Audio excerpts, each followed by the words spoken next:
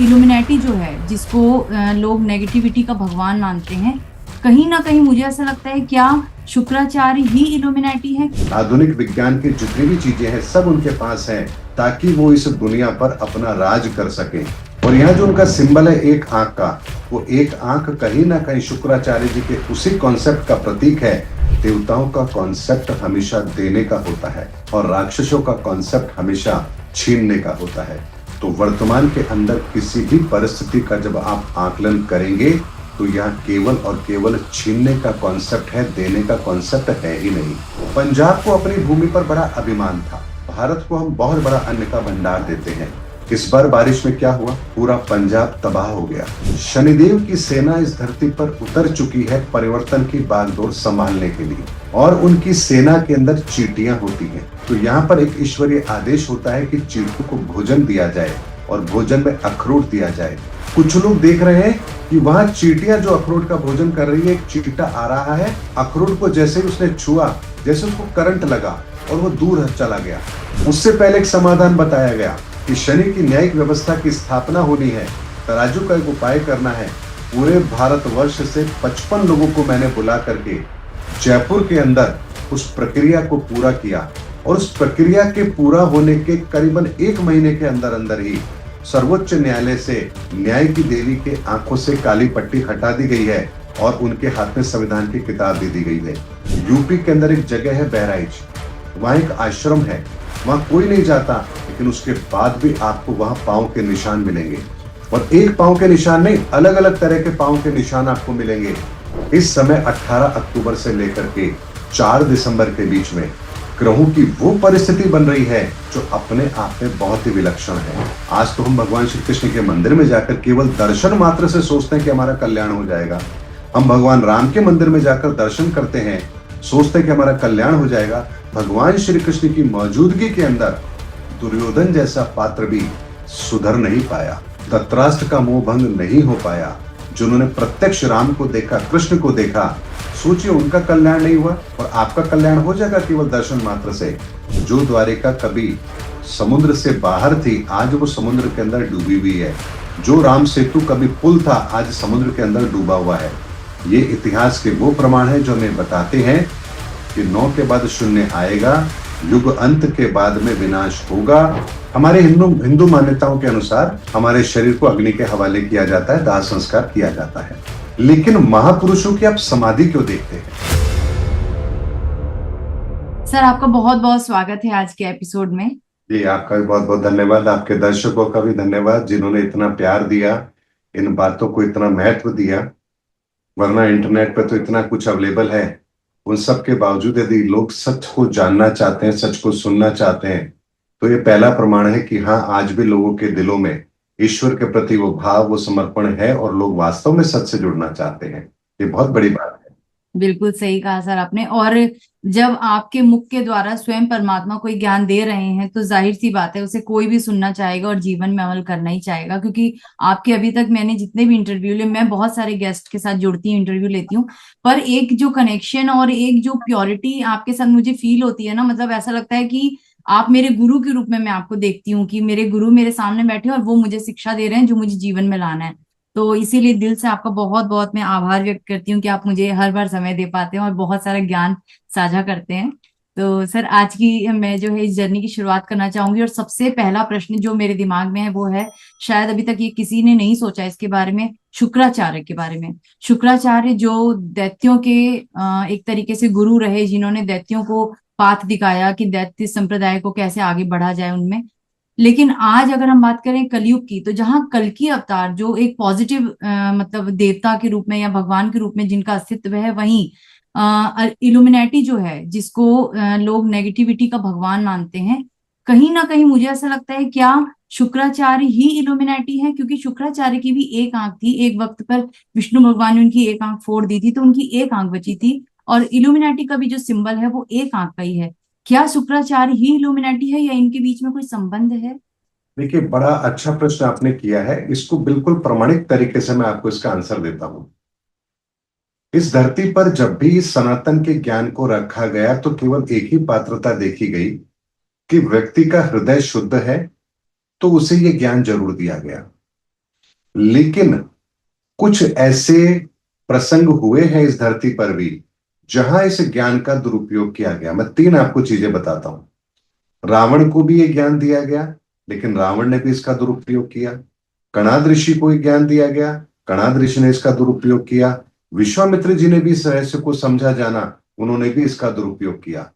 तो यहां जब शुक्राचार्य जी को भी जब ज्ञान दिया गया, तो यहां पर एक बात समझनी होगी कि शुक्राचार्य जी को जब ये ज्ञान मिला, तो अब जब किसी को ये ज्ञान मिलता है, तब बात आती है कि आप इसका सदुपयोग करेंगे या दुरुपयोग करेंगे। अगर आप इसका सदुपयोग करेंगे तो ये परमार्थ का कार्य होगा, और अगर आप इसका दुरुपयोग करेंगे तो निसंदेह यहां प्रकृति को बहुत बड़ा नुकसान आप जरूर पहुंचाएंगे। तो सतयुग के अंदर भी ऐसी प्रथा थी कि दैत्यों के लिए भी और देवताओं के लिए भी, दोनों के लिए यह सुविधा उपलब्ध थी। तो जो भी सहजता के साथ ईश्वर की आराधना करता था, उन्हें वरदान स्वरूप ये चीजें मिलती थी। तो शुक्राचार्य जी को भी ये सब कुछ ज्ञात था, लेकिन उन्होंने क्या किया? उन्होंने कहा कि देवताओं को तो भगवान ने दे ही दिया है, अब मैं दैत्यों को यह ज्ञान दूंगा ताकि वो ज्ञान देकर के उनको मैं सुधार सकूं। लेकिन एक बात समझिए, जो जिस प्रवृत्ति का है वो वैसा ही रहेगा। किसी ज्ञान को दे देने से उसके भीतर की प्रवृत्ति कभी भी शुद्ध नहीं होगी।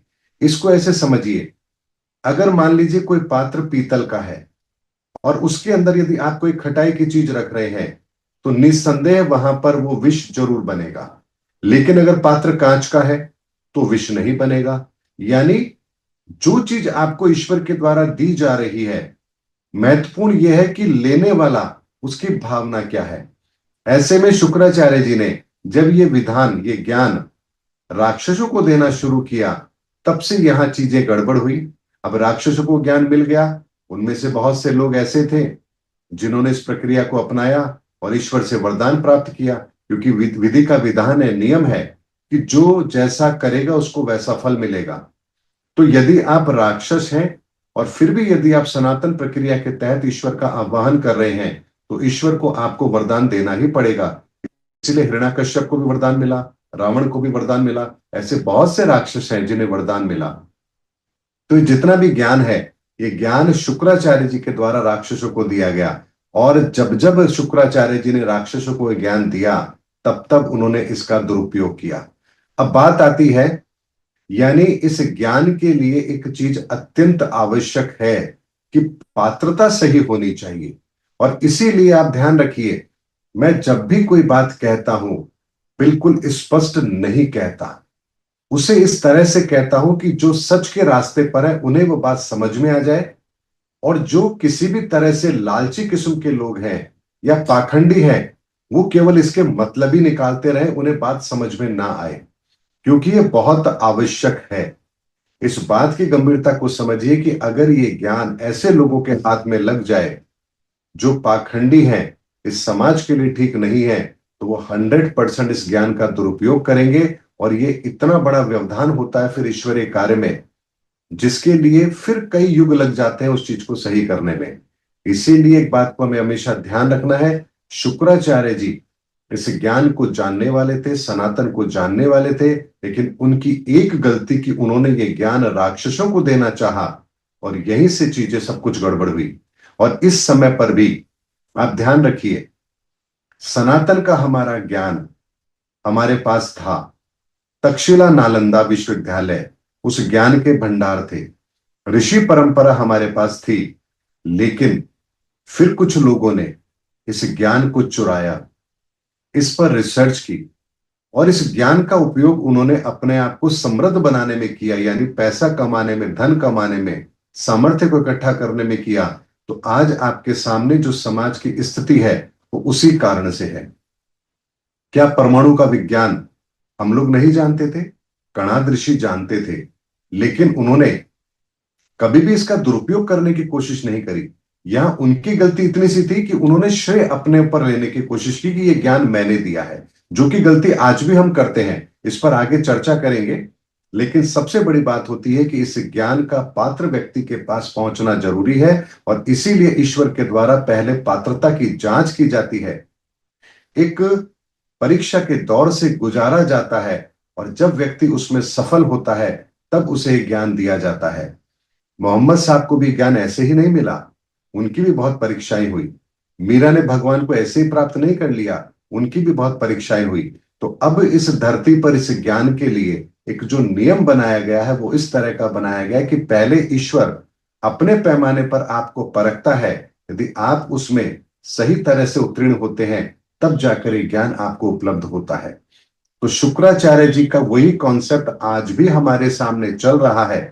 तो हमारे वर्तमान के अंदर एक ऐसी बहुत बड़ी कम्युनिटी है जिसके पास वो सारी नॉलेज है, वेदों की नॉलेज से लेकर के आधुनिक विज्ञान की जितनी भी चीजें हैं सब उनके पास हैं। और उन्होंने इस ज्ञान को अपने तरीके से इस दुनिया में फैलाया है ताकि वो इस दुनिया पर अपना राज कर सकें। और यहां जो उनका सिंबल है एक आंख का, ये कहीं ना कहीं शुक्राचार्य जी के द्वारा ही प्रेरित है। क्योंकि आप एक बात को समझिए, जो व्यक्ति जिससे ज्ञान ले रहा है वो कहीं ना कहीं उसकी रेस्पेक्ट जरूर करेगा। तो ऐसे में वो लोग आज भी उस प्रतीक को मानते हैं। वो एक आंख कहीं ना कहीं शुक्राचार्य जी के उसी कॉन्सेप्ट का प्रतीक है। लेकिन ये ज्ञान अगर गलत हाथों में जाता है तो वो ये बात भूल जाते हैं, इस ज्ञान को बेशक आपने प्राप्त कर लिया, आप बेशक संसार के अंदर कुछ भी कर लें, लेकिन ईश्वरीय सत्ता फिर आपका तोड़ जरूर लेकर आती है। हिरण्यकश्यप का तोड़ भी हुआ, रावण का भी हुआ, कंस का भी हुआ। यानी प्रत्येक ऐसी असुर शक्ति जो इस धरा पर आकर अपनी मर्जी से ईश्वरीय सत्ता को चुनौती देती है, तो यहां पर ईश्वर भी फिर कुछ ऐसा जरूर करते हैं जिससे वापस से इस धर्म की स्थापना का कार्य सुगम हो सके। तो यहां पर एक बात को समझिए, इसी प्रश्न के उत्तर में एक चीज और निकल करके आती है। जो एक सोच हमारी बनी है, आधुनिकता को लेकर के जो सोच हमारी बनी है, भौतिकवादी जो हमारी सोच है, कॉरपोरेट कल्चर की जो हमारी सोच है, ये सोच हमें दी गई है, ये हमने स्वीकार नहीं की है, हमें जबरदस्ती दी गई है। यानी ऐसा माहौल बनाया गया है ताकि आप ना चाहते हुए भी उस परिस्थिति के अंदर आए। और आप आज एक बात मुझे बताइए, ऐसी कौन सी आजादी है जो आपको मिली हुई है? आप बेशक कितना ही पैसा कमा लें, लेकिन पैसा आपका बैंक में रहेगा और बैंक किसी और के नियंत्रण में है।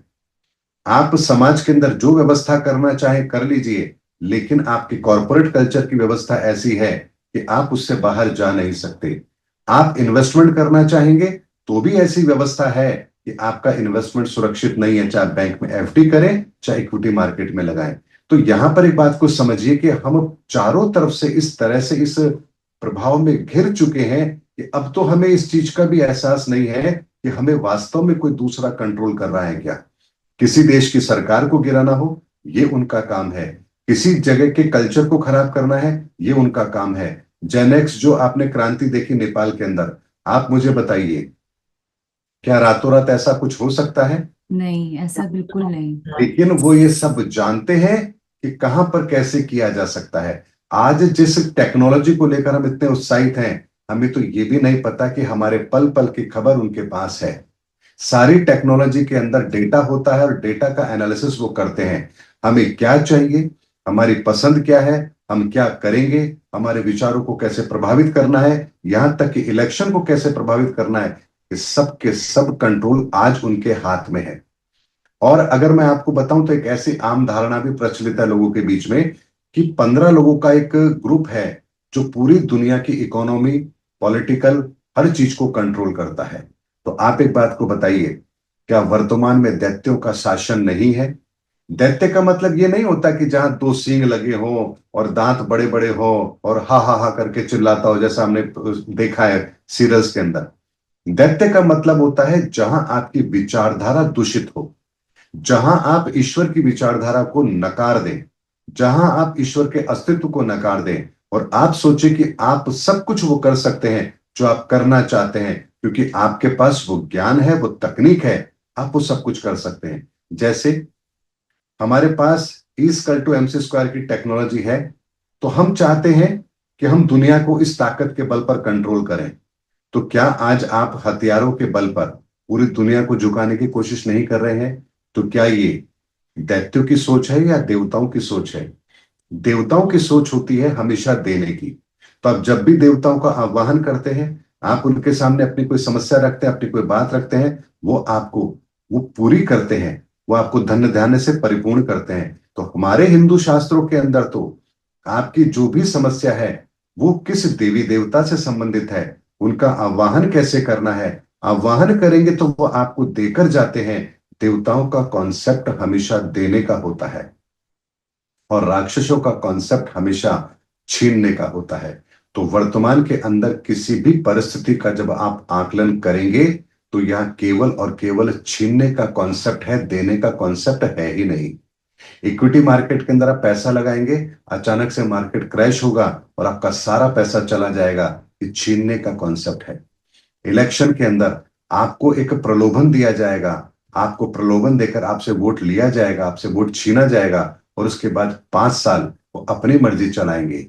आप देखिए, धर्म के नाम पर भी आपके सपनों को जगाया जाता है या डराया जाता है और आपको अपने पीछे लगा करके एक ऐसी प्रवृत्ति के अंदर आपको डाल दिया जाता है जहां उसके अलावा आप कुछ सोचने समझने की शक्ति ही नहीं रखते हैं। तो ऐसे में वर्तमान के अंदर तो हर तरफ कहीं भी देख लीजिए, चाहे एजुकेशन सिस्टम को ले लीजिए, आज आपको वही पढ़ाया जाता है जो किसी कंपनी की डिमांड है। ऐसे में आप मुझे बताइए, शिक्षा आपकी दूषित है, धर्म आपका दूषित है, न्यायिक प्रणाली आपकी दूषित है, सामाजिक व्यवस्था आपकी दूषित है, राजनीतिक व्यवस्था आपकी दूषित है। हर चीज अगर दूषित है तो इस समय राज किसका हो रहा है? निस्संदेह इस समय आसुरी शक्तियों का राज है। तो इसीलिए कहा जाता है कि कलयुग इस समय अपने उस प्रभाव को दिखा रहा है जहां कोई भी व्यक्ति इससे अछूता है नहीं।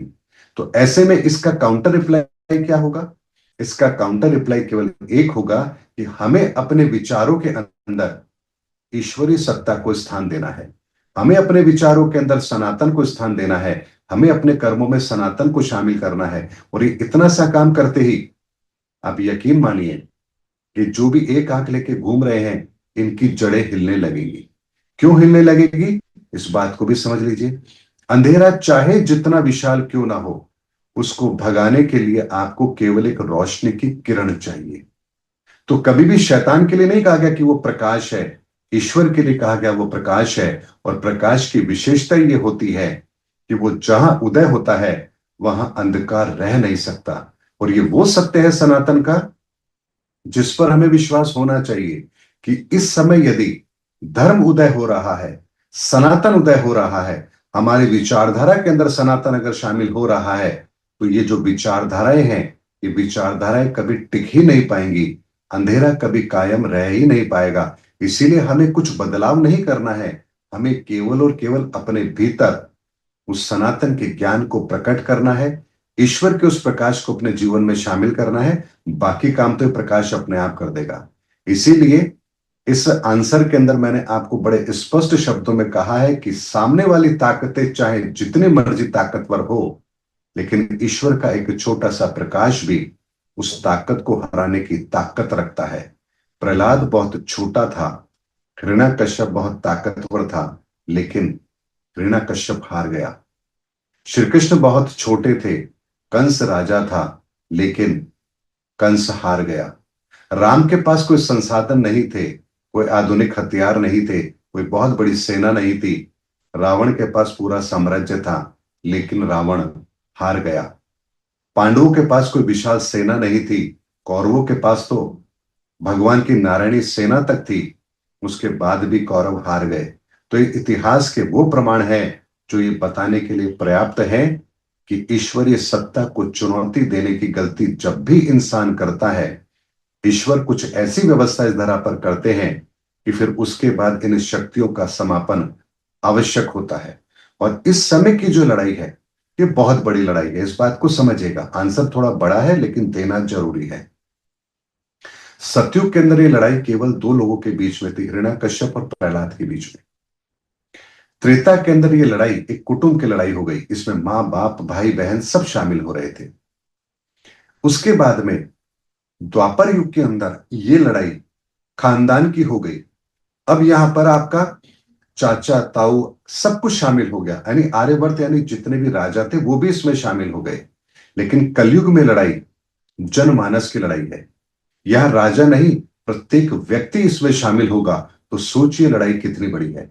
और अगर ये लड़ाई इतनी बड़ी है तो इस लड़ाई को कैसे लड़ा जाएगा, ये लड़ाई किस पैमाने पर लड़ी जाएगी, कौन इसमें शामिल होगा, किस तरह से प्रहार होंगे, किस तरह से ये असुर शक्तियां पराजित होंगी, इसके बारे में तो एक साधारण इंसान सोच भी नहीं सकता।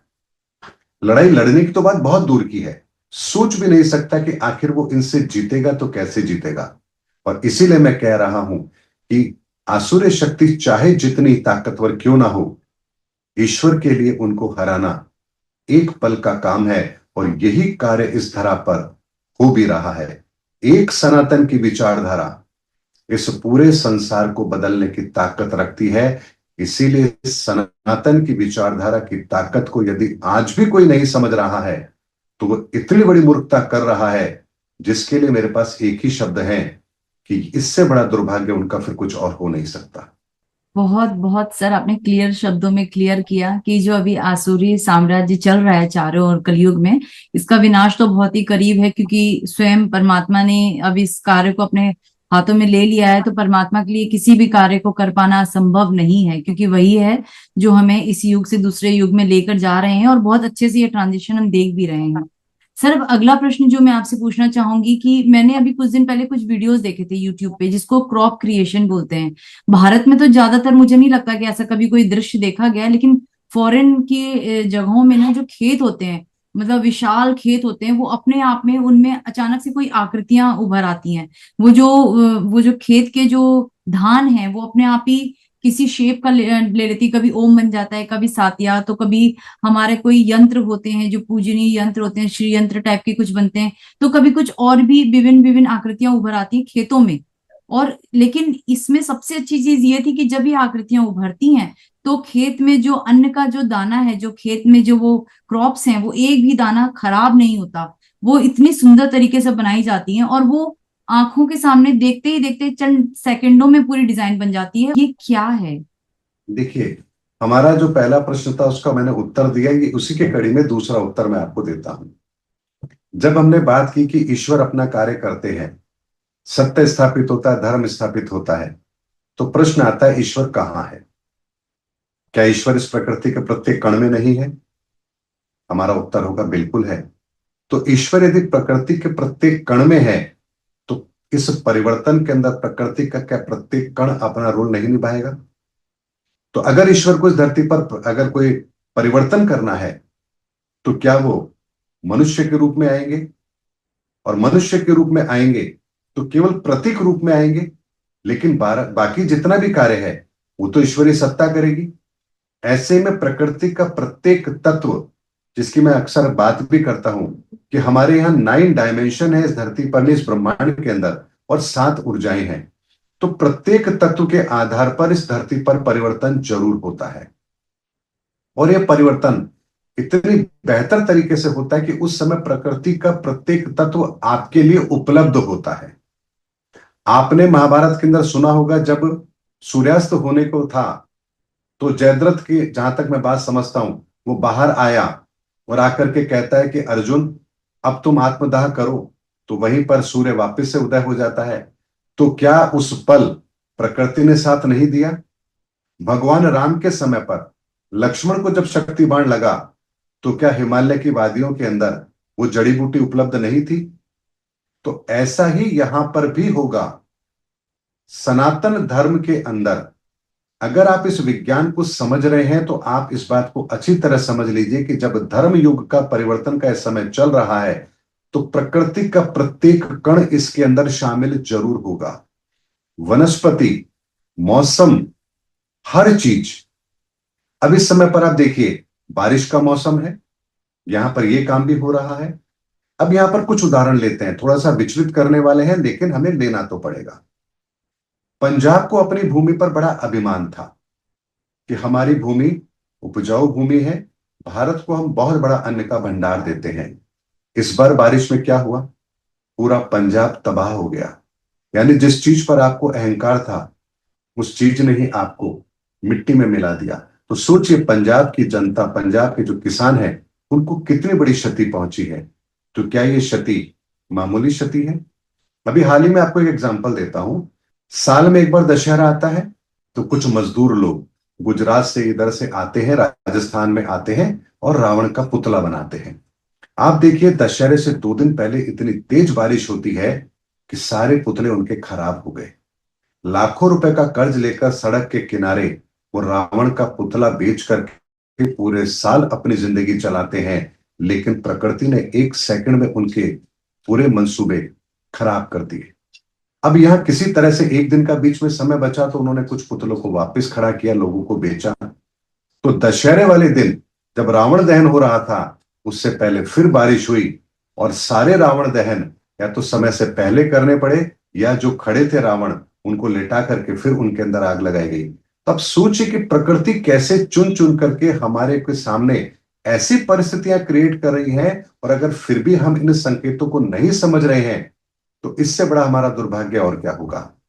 और इस धरती पर मैं आपको बताता हूं, ऐसे बहुत सारे स्थान हैं जहां आज भी ईश्वरीय सत्ता के अधीन वो शक्तियां इस धरा पर उतरती है और उस कार्य को करती है।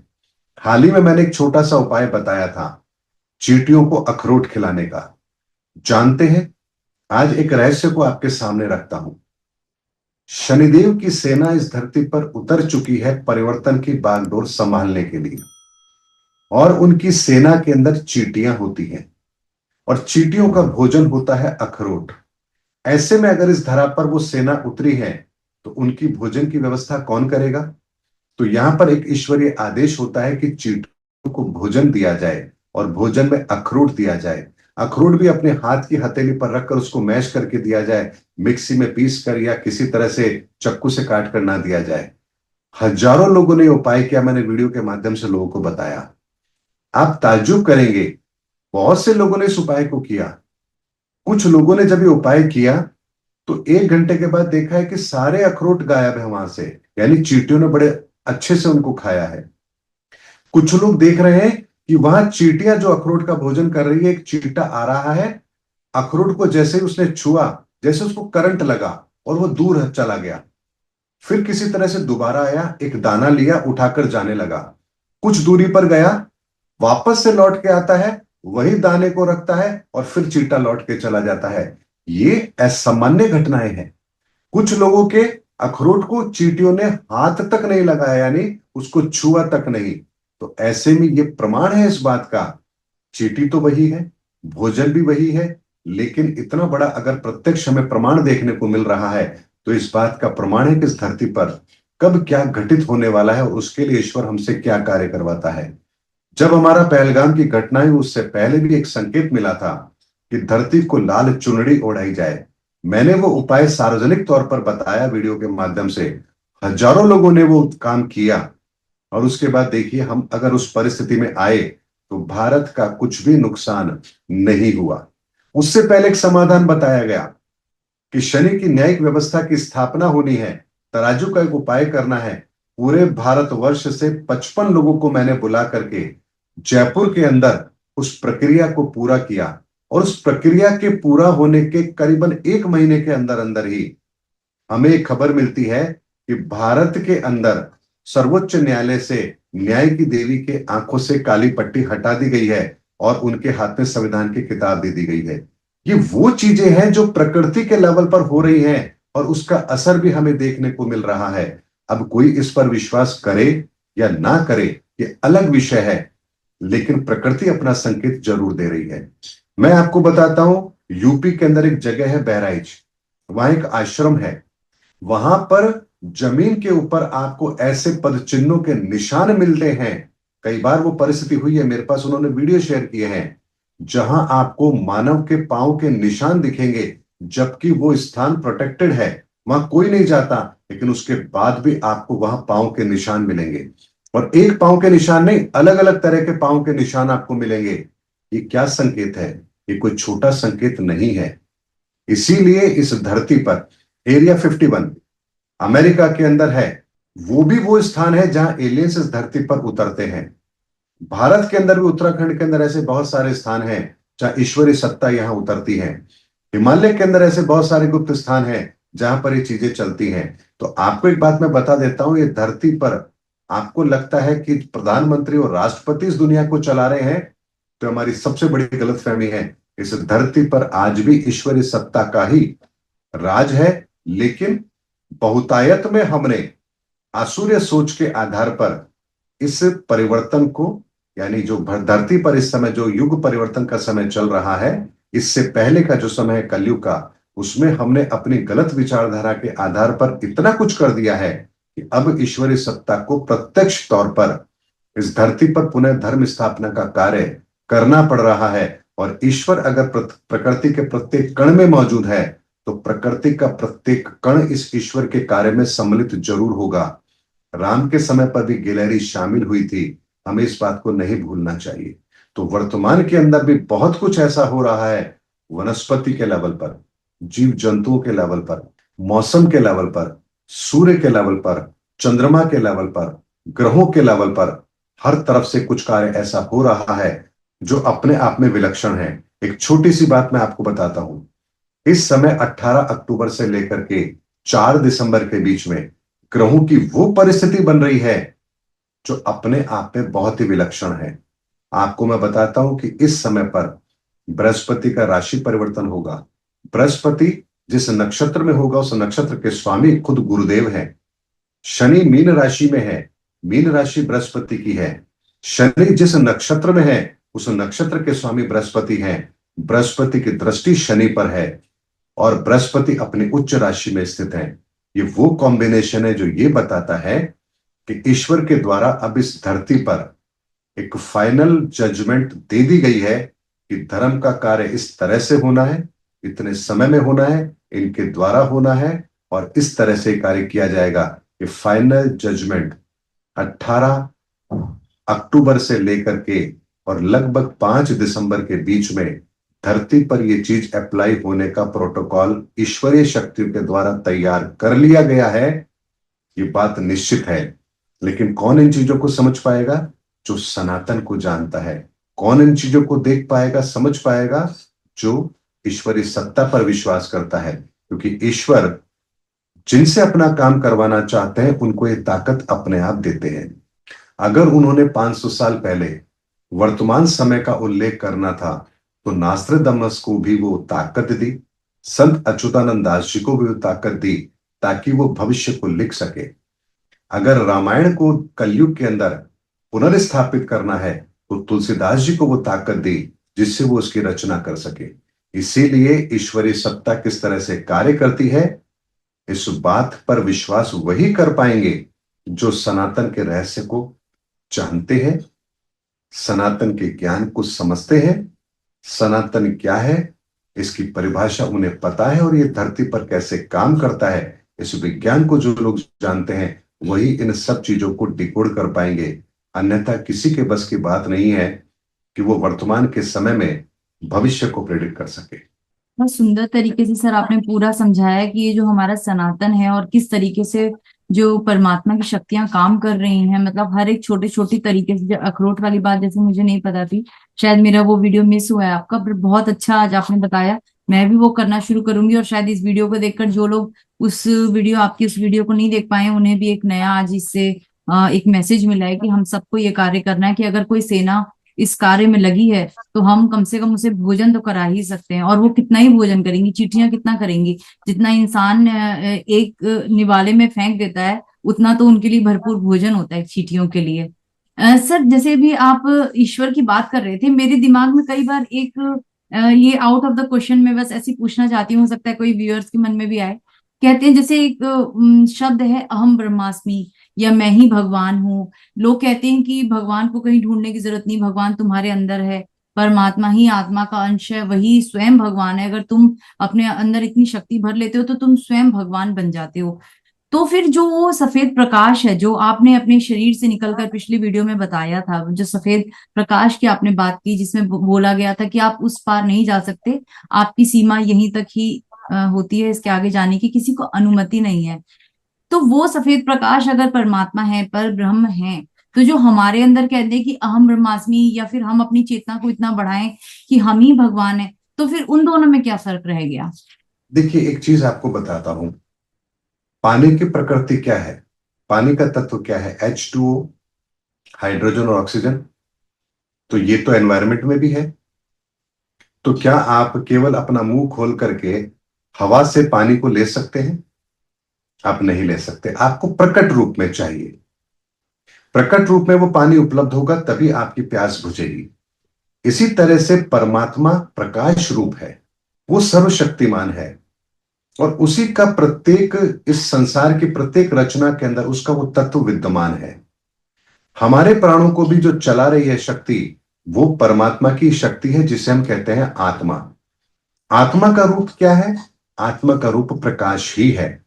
ऐसे में जब आप अपने भीतर की यात्रा करके उस आत्म तत्व को जान लेते हैं, आप समझते हैं कि आपकी आत्मा भी वही प्रकाश रूप है जो परमात्मा का प्रकाश रूप है, तो क्या यहां पर एक बात नहीं कही जाएगी कि जो आपकी आत्मा है वही तो परमात्मा है?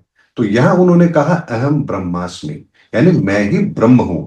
मैं ही ब्रह्म से मतलब आपकी आत्मा ही ब्रह्म स्वरूप है, आपका शरीर ब्रह्म स्वरूप नहीं है। यहां दो चीजों को आपको समझना पड़ेगा। आपका शरीर ब्रह्म स्वरूप नहीं है, आपकी आत्मा ब्रह्म स्वरूप है। इसीलिए उन्होंने कहा अहम ब्रह्मास्मि। आत्मा के लेवल पर उन्होंने कहा अहम ब्रह्मास्मि। हम क्या समझते हैं? उन्होंने कहा इस शरीर के लिए कि हाँ मैं ब्रह्म हूं। हमारा शरीर ब्रह्म नहीं है, हमारी आत्मा ब्रह्म स्वरूप है। इसीलिए आत्मा का जो अध्ययन करते हैं तब वो जान पाते हैं कि आत्मा और परमात्मा क्या है। और आत्मा के अध्ययन को ही कहा जाता है आध्यात्म। अध्यात्म का मतलब क्या होता है? आरती करना, नमाज पढ़ना, पूजा पाठ करना? नहीं, अपने आत्मा का अध्ययन ही अध्यात्म है। तो आत्मा के अध्ययन के लिए भी एक प्रोसेस है। आप ध्यान में बैठेंगे, ध्यान के द्वारा आप अपने पंच तत्व को स्थिर करेंगे। पंच तत्व को स्थिर करने के बाद में आप अपने मन को स्थिर करेंगे, तब जाकर के आप अपनी आत्मा के उस मूल स्वरूप तक पहुंचेंगे। जब आप अपनी आत्मा के मूल स्वरूप तक पहुंचेंगे तो आपको आपके भीतर उसी परम तत्व का दर्शन होगा जो परमात्मा का रूप स्वरूप है। तब आप यहां पर कहते हैं कि मेरी आत्मा भी ज्योति है और परमात्मा भी ज्योति है। अब आप बताइए, आपकी आत्मा में और परमात्मा में क्या भेद है? कुछ भी तो भेद नहीं है। इसीलिए जो वाक्य कहे जाते हैं, जो शब्द कहे जाते हैं संतों के द्वारा, वो साधारण नहीं होते हैं। उनको समझने के लिए जिसे ज्ञान की जरूरत है उसे सनातन ज्ञान कहते हैं। वरना आप वही अर्थ लगाएंगे, अरे अहम ब्रह्मास्मि, उन्होंने कहा मैं ही ब्रह्म हूं, इसका मतलब वो अपने आप को ब्रह्म कह रहे हैं। अपने आप को मतलब अपनी आत्मा के लिए वो कह रहे हैं, शरीर के लिए नहीं कह रहे अहम ब्रह्मास्मि। लेकिन ये भेद जो नहीं जानता है, फिर वो क्या कहेगा? मैं ही ब्रह्म हूं, मुझे ही पूजो, मेरे ही चरणों में सर झुकाओ, मेरी ही आराधना करो, मैं ही तुम्हारा भगवान हूं। फिर वो भगवान बन के बैठ जाएगा। इसीलिए शरीर कभी भगवान नहीं हो सकता, ध्यान रखिए। लेकिन आपके शरीर के भीतर की वो चेतना, वो आत्मा, वो तो ब्रह्म ही है। इसीलिए हम राम की जब बात करते हैं तो क्या कहा जाता है? राम से बड़ा राम का नाम। तो यहां किस राम की बात की गई? यहां आत्मा की बात की गई, क्योंकि अंतर जगत में आत्मा को राम कहा जाता है। तो राम यहां वो नहीं जो राजा दशरथ के यहां पुत्र बनकर आए हैं। राम वो है जो हमारी आत्मा है। और इसीलिए तो राम का नाम जब नामकरण किया गया, नामकरण जब हुआ राम का, तो क्या कहा गया? राजन, ये वही शक्ति है जो कण कण में रमण कर रही है, इसीलिए इसका नाम राम है। तो राम की चेतना को राम कहा गया, राम के शरीर को राम नहीं कहा गया। इस विज्ञान को जब आप समझेंगे, इस रहस्य को समझेंगे, तो आप समझेंगे कि अहम ब्रह्मास्मि का मतलब है आप भी ब्रह्म स्वरूप हैं। लेकिन अपने इस ब्रह्म स्वरूप को जानिए तो सही, इसको पहचानिए तो सही। इसकी ताकत का अंदाजा आपको तब लगेगा जब आप स्वयं उस ब्रह्म स्वरूप को जान पाएंगे। और इसको जानने के लिए आपको क्या करना पड़ेगा? अगर मान लीजिए मैं आपसे कहता हूं कि एनवायरनमेंट में हवा है, आप कहेंगे दिखाओ, तो क्या मैं आपको दिखा सकता हूं? नहीं दिखा सकता। लेकिन कोई तो ऐसी टेक्निक होगी जिससे मैं आपको दिखा सकता हूं। तो मैं गुब्बारे के अंदर हवा भर के आपको दिखा सकता हूं कि देखिए गुब्बारा फूल गया, इसका मतलब इसके अंदर हवा है। इसी तरीके से वो आत्मा जो ज्योति स्वरूप है वो आपके भीतर है। भीतर आपके शरीर के अंदर वो रमण कर रही है। ऐसे में जब तक आप अपने आप को शरीर के लेवल पर उस सूक्ष्म तक अवस्था में नहीं लेके जाएंगे जहां एटम पार्टिकल जिसे हम कहते हैं, तब तक आप उस आत्म स्वरूप का दर्शन नहीं कर पाएंगे। इसीलिए ध्यान वो प्रक्रिया है जहां पहले आप अपने शरीर को स्थिर करके अपनी अवस्था को और छोटा और छोटा और छोटा करते करते करते एक अवस्था ऐसी होती है जब ना तो आपको ये पता होता है कि आप श्वास ले रहे हैं, ना आपको ये पता होता है कि आपका शरीर भी है। और उस अवस्था में जब आप एटम पार्टिकल के रूप में इतने सूक्ष्म रूप के अंदर आप अपने आप को लेकर आते हैं, तब वहां आप अपनी आत्मा का दर्शन करते हैं। तो ये प्रक्रिया जो अपनाएगा उसे आत्मा का दर्शन अवश्य होगा।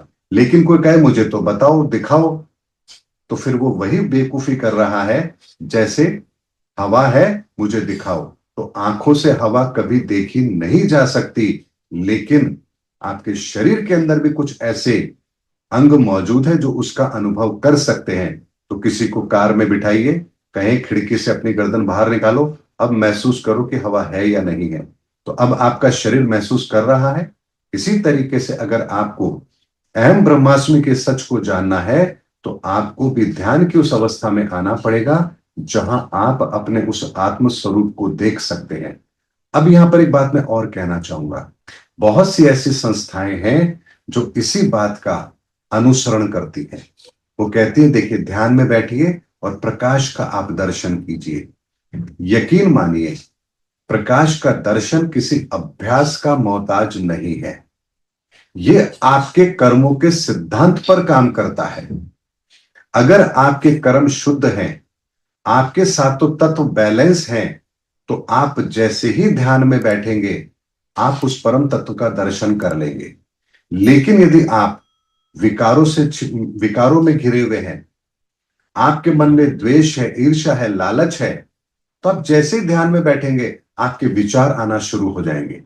न जाने कौन कौन सी बातें आपको परेशान करने लगेंगी। आप लाख कोशिश कर लें तब भी आप ध्यान में विचार शून्य आपके नहीं होंगे, और जब तक वो नहीं होंगे तब तक आपको कुछ भी एहसास नहीं होगा।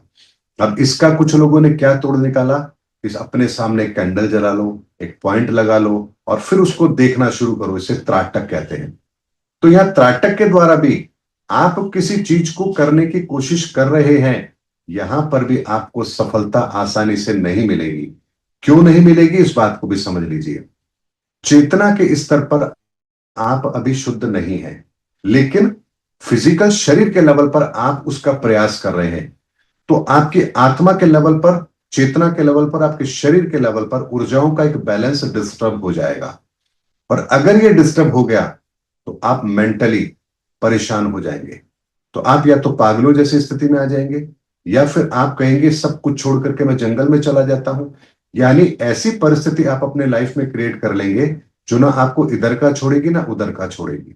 इसीलिए आत्मा के अध्ययन के अंदर जो प्रक्रिया सनातन में बताई गई है वो बताई गई है, पहला ईश्वर पर विश्वास करो, दूसरा फिर अपने मन को पवित्र करो, तीसरा फिर श्रम के द्वारा, अपने शरीर के द्वारा अच्छे कर्मों को करो, अपनी बुद्धि को एक सही दिशा दो, ज्ञान पर भरोसा करो, अपने संसाधनों का सदुपयोग करो और परमार्थ के लिए कार्य करो। जब तक ये 7 सीक्वेंस आप फॉलो नहीं करेंगे आप अपने भीतर की ऊर्जा तत्व को समझ ही नहीं पाएंगे। और अगर उसको नहीं समझ पाए और फिर आप ध्यान में बैठे हैं, जबरदस्ती ध्यान कर रहे हैं, तो यकीन मानिए जैसे 2 वोल्ट का कोई आपका मान लीजिए इक्विपमेंट है और 18 वोल्ट पे आपने उसको लगा दिया तो फूक जाएगा।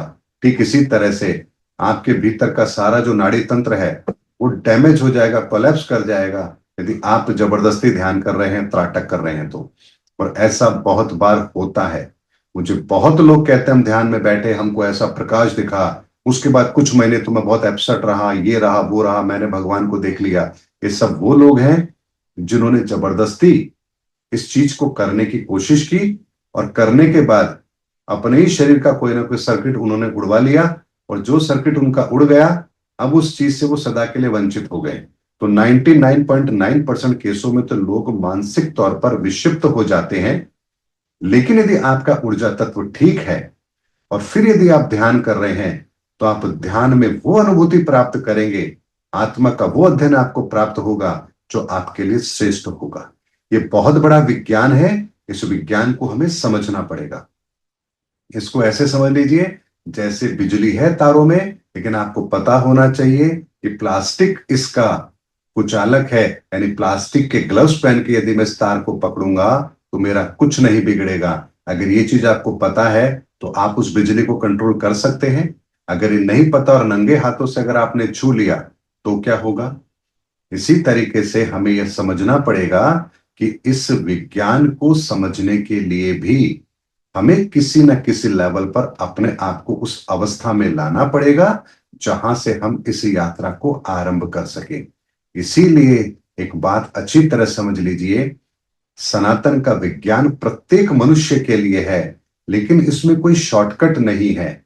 इसमें आपको अपने पहले सातों तत्वों पर काम करना पड़ेगा, उसको बैलेंस करने की कोशिश करनी पड़ेगी, और वो होता है अच्छे कर्मों से। वो किसी के यहां शरणागति होने से नहीं होगा। अगर ऐसा होता तो मुझे बताइए, सुकरात को जहर देने वाले कौन थे? जहां तक मेरे को याद है, मैंने ज्यादा पढ़ा नहीं, लेकिन उन्हें जहर देने वाले कौन थे? महात्मा बुद्ध के साथ ये प्रक्रिया अपनाने वाले कौन थे? यानी संतों के साथ भी ऐसे लोग मौजूद थे जिन्होंने उन्हें ही मारने का प्रयास किया।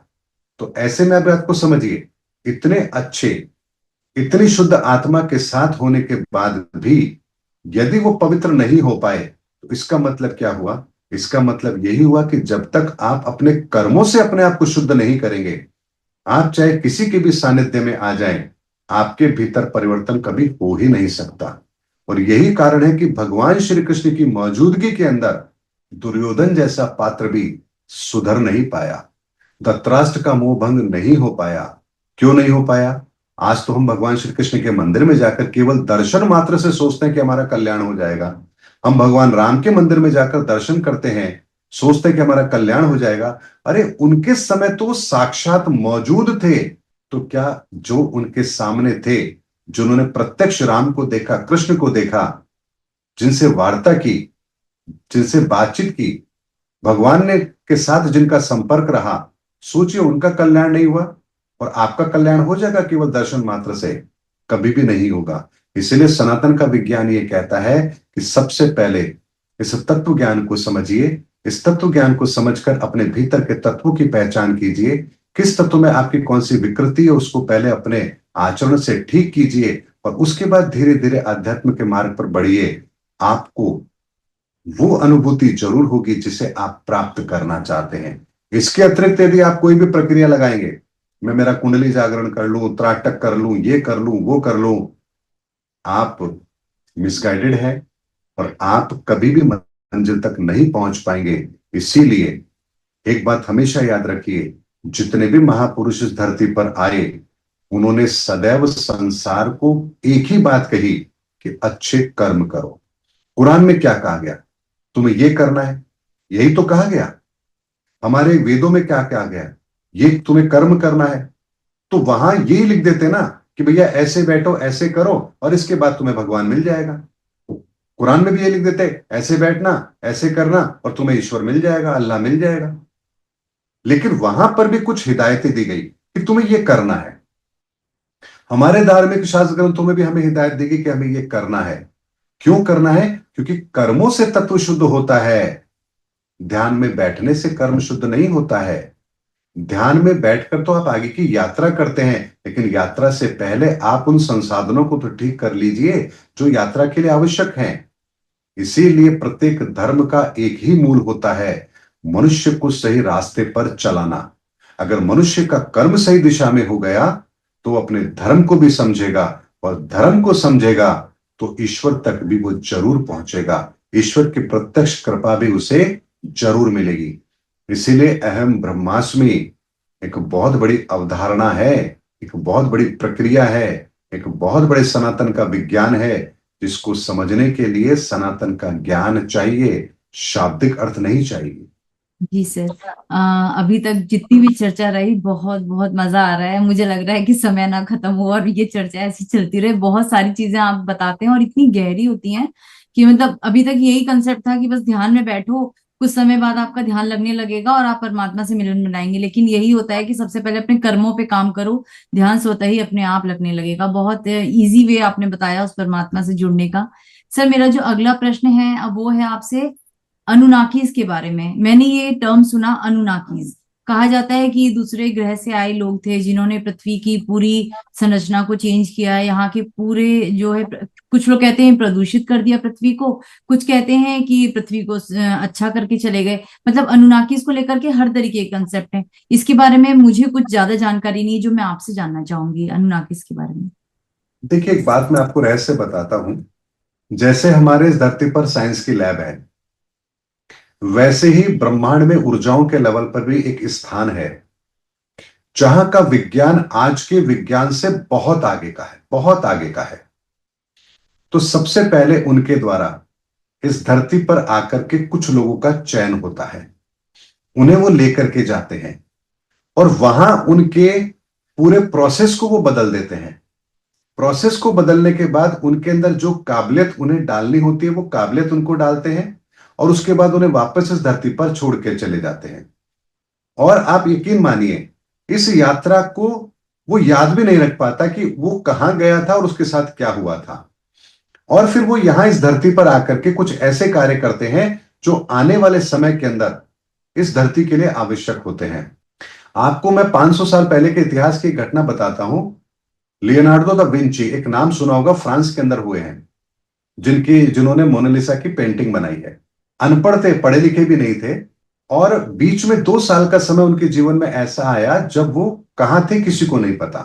ऐसे में जब वो इस 2 साल पहले की जब बात करेंगे तो उनके पास कोई प्रतिभा नहीं थी, किसी तरह की कोई ऐसा नहीं था कि कोई बहुत बड़ा ऐसा व्यक्तित्व है जो समाज के लिए बहुत कुछ करेगा। लेकिन जब 2 साल के बाद वो आए लौट करके, तब यहां उनकी जो प्रतिभा थी वो अपने आप में अलग थी। वो एक ही टाइम पर दोनों हाथों से लिख सकते थे अलग अलग चीजें। यानी कि मान लीजिए अगर राइट हैंड से वो इंग्लिश में कुछ लिख रहे हैं तो लेफ्ट हैंड से वो हिंदी में कुछ लिख सकते थे। ये प्रतिभा उनके अंदर थी। उन्होंने आज के जो आधुनिक हमारे विज्ञान के जो यंत्र हैं, जो हमारे हथियार हैं, उनके प्रोटोकॉल उन्होंने 500 साल पहले बना दिए थे। चिकित्सा विज्ञान के अंदर यानी वो मुर्दे को लाते थे और उसके बाद में उसके एक एक अंग को चीर फाड़ करके पूरा प्रोटोकॉल तैयार करते थे कि शरीर कैसे काम करता है, धमनियां कैसे काम करती है, हृदय कैसे काम करता है। और उन्होंने अपनी उस किताब में उसको लिखा। और अभी हाल ही में कुछ समय पहले 400 करोड़ रुपए में वो किताब जो है एक अरबपति ने खरीदी है। तो आप देखिए, वो विज्ञान क्या उस इंसान के द्वारा इस धरती पर लाया गया? ऐसा नहीं है। तो ये प्रकृति अपने तरीके से काम करती है, इसमें कोई दो राय नहीं है। और इसीलिए मैंने आपसे कहा, इस धरती पर जो कुछ होता है वो ईश्वरीय सत्ता के अधीन रह करके होता है। हम चाहे लाख कोशिश कर लें, हम उस सीमा से बाहर कभी जा नहीं सकते। इसको ऐसे समझिए जैसे आपने गाय को खूंटे से बांध दिया। गाय आजाद है, लेकिन उस खूंटा जो है ना, वो उसकी सीमा है, उससे बाहर वो नहीं जा सकती है। उसी बीच में वो घूम सकती है, जो कुछ करना है कर सकती है। इसी तरह से मनुष्य भी इस 7 ऊर्जाओं के अधीन हम काम करते हैं, लेकिन एक सीमा तक काम कर सकते हैं। उसके आगे काम करने की इजाजत हमें है ही नहीं, हम कर ही नहीं सकते। और ये प्रक्रिया इतनी बेहतरीन व्यवस्था के अंदर अगर आती है कि आप देखिए, इस पूरे विज्ञान को बताने वाले कौन? भगवान गणपति। तो यहां मैथमेटिक्स में एक नियम लागू होता है, हर 9 के बाद एक शून्य अवश्य आता है। चाहे कहीं पर भी लगा लें, किसी भी संख्या में लगा लें, तो ये शून्य जो होता है ये इस बात का प्रतीक होता है कि 1 से लेकर के 9 तक की ऊर्जाओं के अंदर जो कुछ सृजित किया गया है, इसका उपयोग कर लिया गया है। अब भौतिक स्तर पर इसको नष्ट करना है और ऊर्जाओं के लेवल पर इसे शुद्ध करना है। तो यहां एक शून्य की रचना होती है जिसमें उन सारी चीजों को समाहित कर दिया जाता है। ताकत वही होती है, लेकिन भौतिक स्तर पर उसका कोई अस्तित्व नहीं होता। और इसी शून्य को कहते हैं ब्लैक होल। इसीलिए यदि आपको समझना है कि धरती कितनी पुरानी है, तो इस ब्रह्मांड में जितने भी ब्लैक होल हैं आप उसको काउंट कर लीजिए। ये धरती उतनी बार विनाश की लीला देख चुकी है। इसीलिए ये वो विज्ञान है जिस विज्ञान को जानने के पश्चात हमें यह पता लगेगा कि हमारा आज का आधुनिक विज्ञान कितना बौना है। हम तो केवल तत्वों के लेवल पर, बहुत छोटे से फिजिकल लेवल पर एक एक्सपेरिमेंट करके कुछ नियमों को बना रहे हैं। क्वांटम वर्ल्ड के अंदर तो यहां नियम बहुत कुछ अलग चलते हैं। और वैज्ञानिक जब उस स्तर पर पहुंच चुके हैं क्वांटम लेवल पर, तो उनको समझ में आता है भैया ये हमारे समझ के बाहर की बात है, क्योंकि यहां इस लेवल पर जो कुछ होता है, ना वहां ग्रेविटी काम करती है, ना लाइट की स्पीड काम करती है, किसी तरह का कोई भौतिक का नियम वहां लागू ही नहीं होता है। तो सोचिए, क्या हमारे सामने ईश्वरीय सत्ता और उसकी ताकत का परिचय क्या ईश्वर नहीं दे रहे हैं? दे रहे हैं। लेकिन अगर फिर हम वही गलती करेंगे, ईश्वरीय सत्ता को चुनौती देंगे, तो ईश्वरीय सत्ता सारी व्यवस्थाओं को ठीक करने के लिए एक समय अवधि आने पर शून्य का निर्माण जरूर होता है, और वर्तमान समय उसी शून्य के निर्माण का है। हर युग के बाद वो आता है। इसीलिए आप देखिए, जो द्वारिका कभी समुद्र से बाहर थी, आज वो समुद्र के अंदर डूबी हुई है। जो राम सेतु कभी पुल था, आज समुद्र के अंदर डूबा हुआ है। ये इतिहास के वो प्रमाण हैं जो हमें बताते हैं कि 9 के बाद शून्य आएगा, युग अंत के बाद में विनाश होगा। क्यों होगा? क्योंकि हम इन ऊर्जाओं के लेवल पर जो कुछ करना होता है भौतिक लेवल पर कर चुके होते हैं, उसको समाप्त होना है। लेकिन ऊर्जाएं कभी नष्ट नहीं होती है, इसलिए इन ऊर्जाओं को पुनः शुद्ध करना है। तो ब्लैक होल का कॉन्सेप्ट भी यही होता है कि जब कोई ग्रह मरता है तो ब्लैक होल में कन्वर्ट होता है। वो अपने आसपास के सारे तारों को भी अपनी ओर खींचता है जिनकी ग्रेविटी कम हो गई है, और काफी लंबे समय के बाद, हजारों साल के बाद में उसमें से फिर विस्फोट होता है और एक नई सृष्टि रचना लेती है, जन्म लेती है। तो ये सब चीजें वैज्ञानिक है, इन्हें वैज्ञानिक स्तर पर हमें समझना पड़ेगा। अब वो समय चला गया, एक बैठा है व्यक्ति और आपको कथा सुना रहा है, और आप बड़े भाव विभोर होकर गर्दन हिला रहे हैं, हाँ राम की कथा सुन रहे हैं। अरे राम की कथा सुनने से अगर आपका कल्याण होता तो हजारों साल से दुनिया सुनती आ रही है। दुनिया इस स्थिति में नहीं आनी चाहिए थी, लेकिन दुनिया इस स्थिति में आई है। तो कथा सुनने से नहीं, उस सत्य को जानने से हमारा कल्याण होगा। जो सत्य भगवान ने समय समय पर आकर इस धरा पर हमारे सामने रखा है, अगर उस सत्य को समझेंगे तो हमारा कल्याण होगा। सुनने से कल्याण कभी नहीं होगा। सत्य वचन महाराज, बिल्कुल सत्य कहा आपने सर। सर, इसमें एक अगला प्रश्न मेरा है। जैसे हम हिमालय की बात करते हैं कि जब भी हमने देखा कि किसी को अपने आध्यात्म के लेवल पे बहुत ऊपर जाना है तो ऋषि मुनियों ने हिमालय का रुख लिया और हिमालय पे वर्षों तपस्या की, और फिर जो है वो एक उच्च लेवल पे, परमात्मा के लेवल पर वो पहुंचकर उनको जान लिया, पहचान लिया, और फिर सृष्टि के रचना के कार्य में लग गए, जितने भी हमारे महान ऋषि मुनि हुए। वहीं हम बात करें गिरनार पर्वत की, उसका भी अपने आप में एक बहुत ही अनोखा रहस्य है। कहते हैं कि वहां की जो जड़ी बूटियां हैं वो स्वयं बताती हैं कि हमारा उपयोग किस तरीके से किया जाए। तो क्या गिरनार पर्वत में भी ऐसा कोई पोर्टल है जो कि हमें दूसरी दुनिया से कनेक्ट करता है, या उसकी क्या सच्चाई है, क्या है वहां का रहस्य? देखिए, इस रहस्य को आज आपके सामने रखता हूं, बड़े स्पष्ट शब्दों में रखता हूं। आपने सुना है हमारे शरीर को मृत्यु के बाद इसका जो समायोजन करना है उसके दो तरीके हैं। एक है आपने गाड़ दिया, एक है आपने जला दिया। हमारे हिंदू हिंदू मान्यताओं के अनुसार हमारे शरीर को अग्नि के हवाले किया जाता है, दाह संस्कार किया जाता है। लेकिन महापुरुषों की आप समाधि क्यों देखते हैं? क्या महापुरुषों के शरीर का दाह संस्कार नहीं करना चाहिए? करना तो चाहिए। साधारण इंसान जो मृत्यु को प्राप्त कर रहा है और हम कह रहे हैं कि भैया इसको पंच तत्व में विलीन कर दो, इसकी आत्मा को मुक्त कर दो, हम वहां दाह संस्कार कर रहे हैं, और दाह संस्कार ना करें तो हमें लगता है अरे ये तो जन्म जन्म तक न जाने कितने समय तक भटकेगा, ये इसका दाह संस्कार जरूरी है वरना ये आत्मा भटकेगी। लेकिन वहीं पर महापुरुषों का तो हमने कभी दाह संस्कार नहीं किया, महापुरुषों की तो हमने समाधि बनाई है। तो यहां महापुरुषों के लिए आप कितनी बड़ी अपनी व्यवस्थाओं को बदल रहे हैं, जबकि जमीन में दफनाना ये तो इस्लाम का काम है। तो आप ऐसी गलती क्यों कर रहे हैं? आप अपने महापुरुषों के साथ ये अन्याय क्यों कर रहे हैं? क्योंकि आप जानते हैं, ऊर्जाओं के लेवल पर जब आप अपने आप को पहचानते हैं, इस धरती के लिए जब आप कुछ बेहतर कार्य करते हैं, तो आपकी ऊर्जा, आपका ऑरा इतना स्ट्रांग होता है कि उस ऊर्जा को भी ईश्वर अपने आगे भी कार्य में सम्मिलित रखना चाहता है।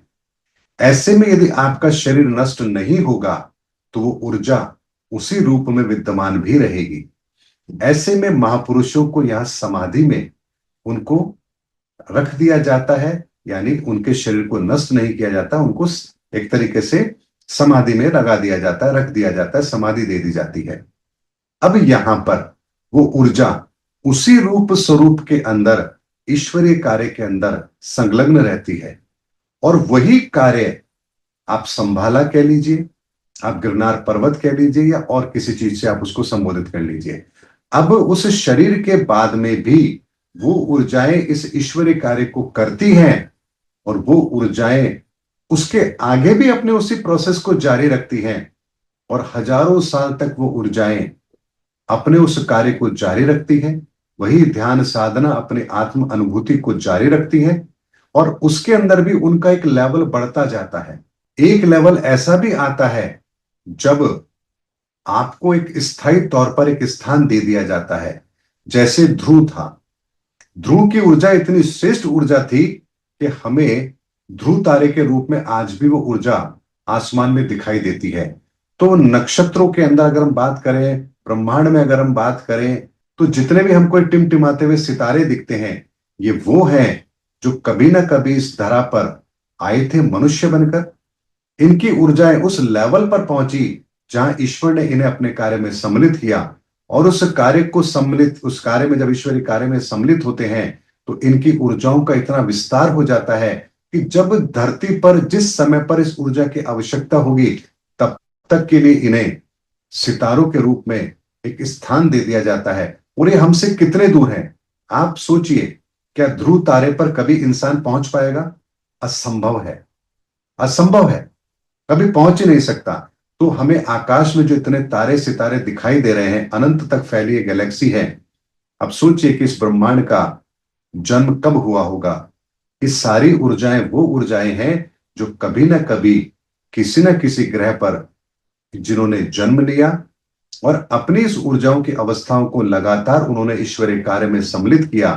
और इसीलिए गिरनार का पर्वत हो या हिमालय की चोटी हो, ये वो स्थान है जहां पर आज भी वो पवित्र आत्माएं अपना वो कार्य कर रही है, उस ईश्वरीय कार्य में सम्मिलित हैं। और जब जब इस धरा पर कुछ ऐसा होता है, जब इन ऊर्जाओं की आवश्यकता होती है, तो वो ऊर्जाएं अप्रत्यक्ष तौर पर उन मनुष्यों के साथ में, उन अवतारों के साथ में सम्मिलित कर दी जाती है, उनके उस कार्य में सम्मिलित कर दी जाती है, ताकि ये कार्य इस धरा पर आराम से हो सके। अब आपको मैं बात बताता हूं, सुषेण वैद्य कौन थे बताइए? रावण के राज्य में थे ये तो। रावण के राजवैद्य थे सुषेण वैद्य, ठीक है। जी जी। लेकिन आपको पता है वो कौन सी ऊर्जा थी? महागुरु जी। महागुरु जी वो है जिन्होंने इस धरती को आयुर्वेद दिया, आयुर्वेद का विज्ञान दिया। वही महागुरु जी, चूंकि राम के उस समय पर पता था कि ऐसी घटना होगी, तो वो सुषेण वैद्य बनकर के रावण के समय पर, उस समय पर, उस कालखंड में मौजूद रहे। इसीलिए इस समय पर भी इस धरा पर अलग अलग जगहों पर अलग अलग ऊर्जाओं ने शरीर धारण किया होगा। और शरीर धारण करने के पश्चात जब यह सनातन धर्म की स्थापना का कार्य होगा, तो वो अपने अपना योगदान इस पुनित कार्य में अवश्य देंगे। यकीन मानिए, बिना आपकी उस ऊर्जा की पवित्रता के कोई भी व्यक्ति इस पुनित कार्य में सम्मिलित हो ही नहीं सकता है। एक छोटी सी बात मैं आपको बताता हूं। आप पॉडकास्ट करते हैं मेरे साथ, ये बहुत लोग देखते हैं, लेकिन यकीन मानिए कोई भी वो व्यक्ति कभी हिम्मत नहीं कर पाएगा मुझे अपने पॉडकास्ट में बुलाने की, जिसका उद्देश्य केवल और केवल टीआरपी है, और वो किसी तरह से मैनिपुलेट करके केवल यूट्यूब चैनल के लिए कार्य कर रहा है। वो कभी मुझे नहीं बुला पाएगा। क्यों नहीं बुला पाएगा? क्योंकि मेरे पास वो मटेरियल है ही नहीं जो उनके मतलब का हो। और मेरे पास जो है, अगर वो उन्होंने अपने चैनल पर चला दिया, तो उनके चैनल की ऑडियंस जो है वो विचलित हो जाएगी। तो यहां पर एक बात को समझिए, जो भी इस कार्य में सम्मिलित हो रहे हैं, कहीं ना कहीं वो पवित्र आत्माएं हैं जिन्हें ईश्वर वो प्रेरणा देते हैं, वो इस कार्य में सम्मिलित होते हैं। अब चाहे इस कार्य में सम्मिलित होने के लिए हमारा चाहे गिलहरी के रूप में चयन हो या हनुमान के रूप में हो, उससे क्या फर्क पड़ता है? चयन तो हमारा हुआ ना, ईश्वर के कार्य में तो हम सम्मिलित है ना। बस हमारे लिए यही सबसे बड़ी बात है कि हम उस ईश्वर के कार्य में है। इससे बड़ा सौभाग्य हमारा और क्या हो सकता है? कितनी सुंदर बात कह दी सर आपने। मतलब हमें प्राउड होना चाहिए अपने इस मनुष्य जीवन पर कि हमने ये जन्म लिया और हम ईश्वर के कोई तो काम आ सक रहे हैं, वरना ये पंच तत्व का शरीर एक दिन यही छूटेगा। पर ये आत्मा जो शुद्ध कर्म कर रही है, ये जन्मों जन्मों तक हम इसके लिए प्राउड फील करेंगे। और एक विज्ञान आपको यहां और बताता हूं। जो हम आध्यात्मिक चेतना के लिए कार्य करते हैं, वो कार्य कभी भी माइनस में नहीं जाता है। आप समझ रहे हैं बात को? ऐसे समझिए, मान लीजिए किसी ने थर्ड क्लास तक की पढ़ाई की, उसके बाद पढ़ाई छोड़ दी, तो क्या कभी ऐसा समय आएगा जब वो उसकी नॉलेज थर्ड क्लास से नीचे की हो जाएगी? नहीं। अगर कोई टेंथ में आकर पढ़ाई छोड़ रहा है, तो पढ़ाई वो जब भी आगे शुरू करेगा तो टेंथ के आगे की करेगा, वो दोबारा से जीरो से शुरू नहीं करेगा। इस तरीके से आध्यात्मिक चेतना के अंदर, इस आध्यात्मिक मार्ग के अंदर, आप जिस भी जन्म में इस धरती पर आए, वहां पर जो भी आपने यात्रा की और जो भी आपने अपनी आत्मा की चेतना को सुदृढ़ किया, बेहतर किया, आपकी अगली यात्रा उसके आगे से शुरू होगी। आपको कभी भी जीरो से शुरू करना ही नहीं पड़ेगा। इसीलिए बहुत छोटी सी उम्र में भी बहुत लोगों को बहुत बड़ा आध्यात्मिक ज्ञान होता है। तो कोई 80 साल की उम्र लेकर के भी, इस उम्र के अंदर भी अपनी पेंशन के लिए लड़ रहा होता है, या अपने परिवार में लड़ रहा होता है कि मेरे को दूध टाइम पर नहीं दिया, मेरे को चाय टाइम पर नहीं दी। तो आप समझ सकते हैं कि शरीर के लेवल पर आपकी अवस्था चाहे कैसी भी हो, लेकिन ऊर्जा के लेवल पर हमारी अवस्था, हमारी यात्रा सदैव उससे आगे की शुरू होती है। और इसीलिए जब जब इस धरती पर जिस तरह की आवश्यकता होती है, ईश्वर के द्वारा उन्हीं आत्माओं को इस धरा पर जन्म दिया जाता है। इसीलिए आप एक बात को समझिए, इस समय पर जो भी आत्मा इस धरती पर जन्म ले रही हैं, वो आत्माएं हैं जिन्होंने धर्म युग में कुछ कार्य करने हैं। उन आत्माओं को भी स्थान नहीं मिलेगा इस धरती पर जो विनाश करने आने वाली है, क्योंकि वो कार्य उनके लिए पहले था, वो पहले आ चुके। ओसामा बिन लादेन या जितने भी आपने नाम सुने होंगे, वो लोग थे जिनसे जो विनाश ईश्वर ने कराना था, इनको धरती पर भेजा, उन्होंने अपना कार्य किया। अब इस सब कार्य को समायोजित करके शून्य में स्थिर करना है और एक नई युग की शुरुआत करनी है, जहां प्रत्येक आत्मा पवित्र होगी, शुद्ध होगी, ईश्वर को मानने वाली होगी, सनातन को जानने वाली होगी, पहचानने वाली होगी, और जिनके जीवन के अंदर सनातन ही सर्वोत्तम होगा। और मैं आपको यहां पर एक बात और बताता हूं, हमारे दर्शकों को बताना जरूरी है। हमारे कई पॉडकास्ट में बातें हुई हैं, लोगों को अभी भी एक कंफ्यूजन होगा, आखिर हम फिर करें क्या? एक प्रश्न आता है, चलिए हमें समझ में आ गया सनातन सही है, सब कुछ सही है, ईश्वर का कार्य है, युग परिवर्तन है, पर हम क्या करें? तो देखिए, 7 ऊर्जाओं के अधीन हमारा ये शरीर है। ऐसे में आप सुबह से लेकर शाम तक इन 7 ऊर्जाओं का प्रयोग जरूर करते हैं। ऐसे में जब आप सुबह उठते हैं, उठते समय, उठने के बाद आप ईश्वर को प्रणाम करें। ईश्वर को जब आप प्रणाम कर रहे हैं, ईश्वर को आप याद कर रहे हैं, तो आप अपने पहले तत्व की शुद्धि का कार्य कर रहे हैं। उसके बाद आप शुद्ध मन के साथ अपने आज के दिन को व्यतीत करने की कोशिश करते हैं। आपका मन शुद्ध है, यहां आप दूसरी प्रक्रिया को फॉलो कर रहे हैं। आप उसके बाद में योग करते हैं, नहा धो के आप तैयार हुए, योग आपने किया। यहां योग के द्वारा आप अपने तीसरे तत्व को शुद्ध कर रहे हैं। उसके पश्चात आप दिन भर मुझे क्या करना है, कैसे करना है, इसकी प्लानिंग कर रहे हैं। और प्लानिंग के साथ में ये ध्यान रख रहे हैं कि हाँ, मुझे कोई ऐसा कार्य नहीं करना है जो नियम के विरुद्ध हो, सनातन के विरुद्ध हो। तो यहां आपका बुद्धि तत्व ठीक हो रहा है, तो आप चौथे तत्व को बैलेंस कर रहे हैं। उसके बाद जब आप कोई भी कार्य कर रहे हैं, तो ईश्वर को मन में याद करके कर रहे हैं कि हे ईश्वर, मैं आपके नाम से कार्य कर रहा हूं, इसका परिणाम जो भी श्रेष्ठ हो मुझे प्राप्त हो। तो यहां आप अपने पांचवें तत्व को ठीक कर रहे हैं। अब उसके बाद जो भी आज आपने कमाया, कमाई के बाद उसे अपने आंखों को बंद करके केवल ईश्वर से यही प्रार्थना करें, हे ईश्वर, जो मैंने आज कमाया है आपको समर्पित है। अब आप खजाने में से, अपने खजाने में से मुझे ये चीज वापस करें, ताकि मैं अपने आजीविका को चला सकूं। यहां आपने अपने छठे तत्व को ठीक कर लिया। अब आपके दिल में बात आनी चाहिए कि आज यदि कोई मुझे जरूरतमंद मिला या किसी के मैं काम आ सका, तो ये मेरा अहोभाग्य है। यहां आप जब ये भावना रख के आप दिन भर काम कर रहे हैं, और कहीं पर भी, कहीं भी आपको कोई जरूरतमंद मिला और आपने उसकी मदद कर दी, तो यहां आपने अपने सातवें तत्व को शुद्ध कर लिया। अब आप बताइए, इनमें से ऐसा कौन सा नियम है जो आपको हिंदू बनने से रोक रहा है? इनमें से कौन सा ऐसा नियम है जो आपको मुसलमान धर्म को खतरे में डाल रहा है? इनमें से ऐसा कौन सा नियम है जो आपको बौद्ध, जैन या सिख नहीं बनने देगा?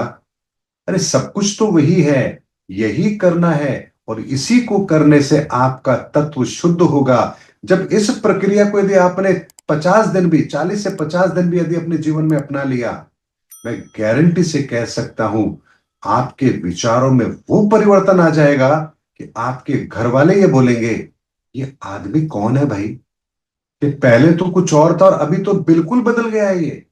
तो यहां से अब समझ लीजिए, आपने अपने आध्यात्मिक यात्रा की शुरुआत कर दी है। अब यहां पर आपके विचारों में ईश्वर स्वयं बैठ करके कार्य करेंगे। आपको जो प्रेरणा मिलेगी वो ईश्वर के द्वारा मिलेगी। अब आप समझिए, ये प्रक्रिया अगर हो गई तो आप कितने सारे संकटों से बचेंगे। जैसे ही मान लीजिए कोई व्यक्ति आया और उसने कहा, भाई साहब बहुत अच्छी स्कीम लाया हूं, इसमें इन्वेस्ट कर लीजिए, आपके भीतर का वो परमात्मा कहेगा, लालच नहीं करना है। आप कहेंगे, नहीं भैया मैं नहीं समझता इस बात को, मैं नहीं करूंगा। बच गए आप। आपको क्रोध आया, मान लीजिए अचानक से कोई, आप जा रहे थे सड़क में और अचानक से कोई दुर्घटना हुई, आपको क्रोध आया कि नहीं गाड़ी डैमेज कर दी। अंदर से विचार आएगा, नहीं, क्रोध नहीं करना, कोई बात नहीं, हो गई दुर्घटना, हो गई, जो नुकसान होना था हो गया, अब बात को अपने को आगे नहीं बढ़ाना। आपने उससे लड़ाई नहीं करी, वो अपने घर चला गया, आप अपने घर आ गए, इंश्योरेंस था, आपने इंश्योरेंस क्लेम लिया, आपकी गाड़ी ठीक हो गई। लेकिन वहीं पर अगर मान लीजिए आप क्रोध कर लेते, दो चार उसके मार देते, थप्पड़ मार देते, लड़ाई झगड़ा हो जाता, केसबाजी हो जाती, क्या होता? गाड़ी तो तब भी खराब है, लेकिन अब आप अपना आगे का समय भी केसबाजी में खर्च कर रहे हैं। तो यकीन मानिए, आपके विचारों में जब ईश्वर शामिल हो जाएगा तो आपकी सुरक्षा करने की जिम्मेदारी फिर उस ईश्वरीय तत्व की है, आपकी नहीं है। वो आपको रोक देगा, जब भी कोई संकट आएगा आपको रोक देगा, नहीं ये नहीं करना है। यही सनातन का विज्ञान है। कण कण के भीतर वो ईश्वर है, ईश्वर की ऊर्जा है। और जब आप खुद अपने तत्वों को ठीक कर रहे हैं तो इस प्रकृति का प्रत्येक कण आपके साथ संपर्क में रहेगा। आपको जगह जगह वो संकेत मिलेंगे, यकीन मानिए जगह जगह संकेत मिलेंगे। अगर मान लीजिए कहीं आप यात्रा पर जा रहे हैं और आगे कोई भीषण दुर्घटना होने वाली है, यकीन मानिए आपका टायर पंचर हो जाएगा, आप आगे जा ही नहीं पाएंगे। क्यों नहीं जा पाएंगे? क्योंकि आप आगे जा रहे हैं, वहां खतरा है और आप ईश्वर के साथ जुड़े हैं। अब ईश्वर तो प्रकट होकर आएगा नहीं, कहेगा भाई आगे मत जा, खतरा है। लेकिन वो सड़क, वहां का पत्थर, वहां का एनवायरमेंट, सब कुछ तो ईश्वर के अधीन है। तो वहां कुछ ऐसा होगा कि आपका टायर पंचर होगा और आप आगे नहीं जा पाएंगे। ये मैं आपको हकीकत बता रहा हूं। जब केदारनाथ की घटना हुई थी, मेरे एक रिलेटिव थे, वो जा रहे थे, रास्ते में जा रहे थे, टायर पंचर हो गया। उन्होंने किसी तरह से टायर ठीक करा लिया। फिर थोड़ी दूर गए, करीबन 15 किलोमीटर गए होंगे, फिर टायर पंचर हो गया। अब उनके दिमाग में डाउट आ गया, यार कुछ तो गड़बड़ है। नई की नई हमारी गाड़ी है, इनोवा गाड़ी है, साल डेढ़ साल पुरानी गाड़ी है, टायर पंचर हो रहा है, और टायर पंचर एक बार पंचर हो गया, 15 किलोमीटर दूर फिर हो गया। उन्होंने कहा यार हमें अब आगे नहीं जाना, ये संकेत ठीक नहीं है। उन्होंने वापस अपनी गाड़ी मोड़ी और वापस अपने शहर की तरफ मुड़ गए। जब सुबह उन्होंने देखा, पेपर पढ़ा, तो आप समझ जाइए उनके दिल में क्या बात होगी। कौन था बचाने वाला? तो हम जिन संकेतों को नजरअंदाज करते हैं, वही संकेत ईश्वरीय संकेत होते हैं। और ये बात देखिए, हमारे जीवन में बहुत गहराई से बिठाई गई है। अरे ये होगा तो इसका मतलब ये शगुन होगा, ये होगा तो इसका मतलब, ये शगुन और अपशगुन जो होते हैं ये ईश्वरीय संकेत होते हैं कि क्या होने पर आगे क्या घटना घटित हो सकती है। आप देखिए, बारिश का मौसम होता है, मेंढक बाहर आ जाते हैं। बारिश का मौसम होता है, चींटियां अपना बिल छोड़ करके पेड़ों पर चढ़ जाती है। यानी प्रकृति भी सारे संकेतों को पहचानती है। सुबह सुबह मुर्गा बांग देता है, हमने सुना है। पक्षी की चहचहाहट सुनाई देने लगती है। अब उनके पास कौन सी घड़ी है भाई? लेकिन उन्हें पता है कि प्रकृति कैसे काम करती है, हर चीज उनके साथ जुड़ी हुई है। इसीलिए ये केवल छोटी सी चीजें अगर हम अपने जीवन में शामिल कर लें तो यकीन मानिए आपने अपनी बागडोर ईश्वर के हाथों में दे दी। और जब बागडोर ईश्वर के हाथों में आ गई तो आपका कोई बाल भी बांका नहीं कर सकता। इतनी गारंटी आपको सनातन जरूर देता है। 100% देता है। सतयुग से लेकर आज तक ये गारंटी कभी फेल नहीं हुई है, तो आगे भी नहीं होगी। मीरा के साथ भी फेल नहीं हुई, प्रहलाद के साथ भी फेल नहीं हुई।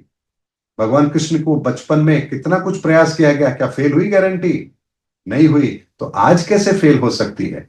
नहीं हो सकती। इसीलिए हमें केवल और केवल सनातन के इन छोटे से नियमों को अपने जीवन में शामिल करना है। फिर आप जो काम कर रहे हैं करें, नौकरी करें नौकरी करें, व्यापार कर रहे हैं व्यापार करें।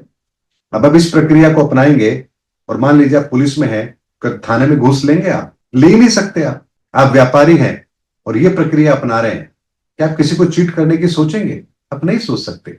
आप अध्यापक हैं, ये प्रक्रिया अपना रहे हैं। आप ईश्वर से प्रार्थना कर रहे हैं, मेरा हर कर्म ईश्वर आपको समर्पित है, मुझे श्रेष्ठ परिणाम दो। तो क्या आप स्कूल में जाकर बच्चों को ना पढ़ाओ, ये कर्म करोगे?